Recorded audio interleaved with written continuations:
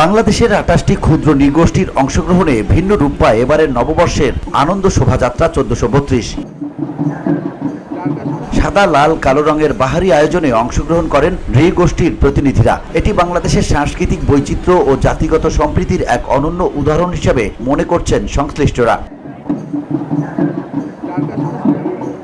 শোভাযাত্রার উপকমিটির সদস্য সচিব ও চারুকলা অনুষদের অধ্যাপক এএম কাউসার হাসান জানান, আনন্দ শোভাযাত্রায় ম্রো, মারমা, লুসাই, বম, কেয়াং, চাকমা, ত্রিপুরা, তঞ্চঙ্গা, সাঁওতাল, ওরাও, মণিপুরী সহ পাহাড় ও সমতলের ২৮টি ক্ষুদ্র নৃগোষ্ঠীর প্রতিনিধিরা অংশ নিয়েছেন।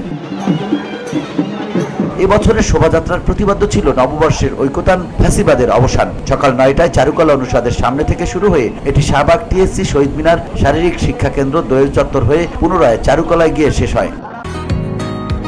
বসুন্ধরা, উত্তরা, বনশ্রী, কুড়িল ও বাড্ডা সহ রাজধানীর বিভিন্ন স্থানে অভিজাত ও অত্যাধুনিক মানের ফ্ল্যাট কেনার এক নির্ভরযোগ্য প্রতিষ্ঠান pleasant properties limited.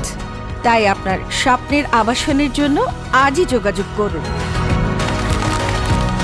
Pleasant properties limited, where destiny matches eventually.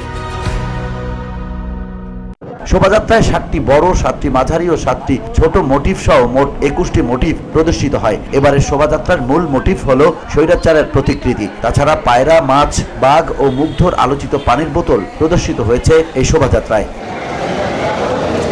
BOD Bangla news desk.